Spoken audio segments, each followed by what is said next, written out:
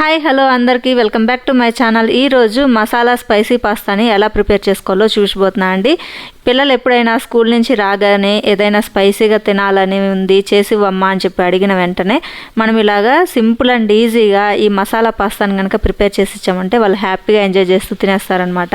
ఇప్పుడు ఈ పాస్తాని ఎలా ప్రిపేర్ చేసుకోవాలో చూసేద్దాము. దీనికోసం స్టవ్ ఆన్ చేసుకొని ఏదైనా కడాయి కానీ లేదా వెడల్పుగా ఉన్న ఏదైనా ఒక గిన్నె కానీ పెట్టుకొని అందులోకి కొద్దిగా వాటర్ యాడ్ చేసుకొని కొంచెం ఆయిల్ కల్లుప్పు వేసేసి ఇలాగ బాగా వాటర్ మరుగుతున్నప్పుడు ఇందులోకి పాస్తాని వేసేసుకోవాలి. పాస్తాని వేసుకొని ఒక 50% ఉడికేంత వరకు ఉడికించుకోవాలి. నేనైతే 2 కప్స్ పాస్తాని అయితే తీసుకున్నాను. మీకు ఎంత కావాలో అంత పాస్తాని అయితే తీసుకోండి.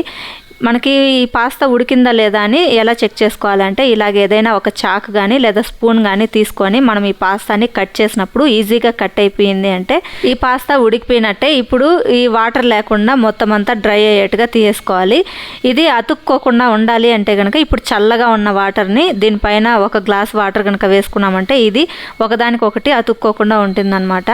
ఇప్పుడు మళ్ళీ అదే కడాయిలో నేను కొద్దిగా ఆయిల్ వేసుకొని ఆయిల్ బాగా హీట్ అయిన తర్వాత ఒక 2 పచ్చిమిర్చి వేసుకుంటున్నాను.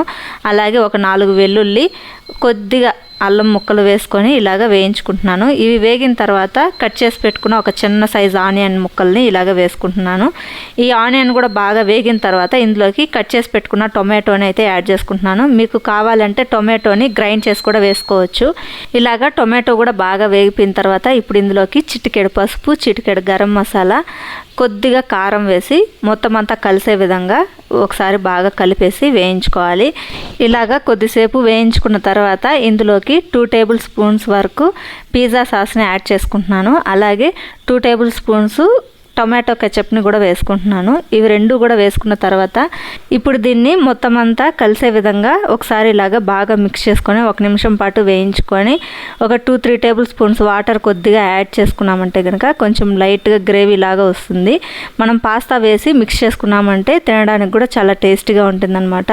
వాటర్ వేసుకున్న తర్వాత కూడా ఇలాగ కొద్దిసేపు వేయించుకొని ఇప్పుడు ఇందులోకి మనం ఉడికించి పక్కన పెట్టుకున్న పాస్తాని ఇందులోకి వేసేసి మిక్స్ చేసుకోవాలి. సో చూసారు కదా ఇలాగ అంటుకోకుండా విడివిడిగా వచ్చేస్తాయి. కూల్ వాటర్ వేసి తీసుకున్నామంటే చాలా అంటే చాలా టేస్ట్గా ఉంటుంది. సో తప్పకుండా మీరు కూడా ట్రై చేయండి. పిల్లలు కూడా హ్యాపీగా ఎంజాయ్ చేస్తూ తింటారనమాట. పిల్లలే కాదు మనం కూడా ఈవినింగ్ టైంలో ఏదైనా కొద్దిగా స్పైసీగా ఇలాగ తినాలి అనిపించినప్పుడు ఇలాగ చేసుకొని తిన్నామంటే చాలా టేస్ట్గా ఉంటుంది. ఇప్పుడు ఇందులోకి ఫైనల్గా రుచికి సరిపడేటట్టు సాల్ట్ వేసుకొని ఒకసారి మొత్తం అంతా కలిసే విధంగా మిక్స్ చేసుకున్నామంటే ఎంతో టేస్ట్గా ఉండే మసాలా స్పైసీ పాస్తా రెడీ అయిపోయినట్టే. వేడివేడిగా సర్వ్ చేసుకొని తిన్నామంటే చాలా అంటే చాలా టేస్ట్గా ఉంటుంది. సో తప్పకుండా ఈ వీడియో చూసిన ప్రతి ఒక్కరూ మీరందరూ కూడా ట్రై చేయండి. ట్రై చేసి మీకు ఎలా వచ్చింది ఏంటనేది కింద కామెంట్ సెక్షన్లో కామెంట్ చేసేయండి. అలాగే ఈ వీడియో కనుక మీకు నచ్చినట్టయితే లైక్ చేసి మీ ఫ్రెండ్స్ అండ్ రిలేటివ్స్కి షేర్ చేయండి. ఎవరైనా ఫస్ట్ టైం నా ఛానల్ని చూస్తున్నట్టయితే ప్లీజ్ సబ్స్క్రైబ్ చేసుకొని సపోర్ట్ చేయండి friends. Thanks for watching my video. Bye.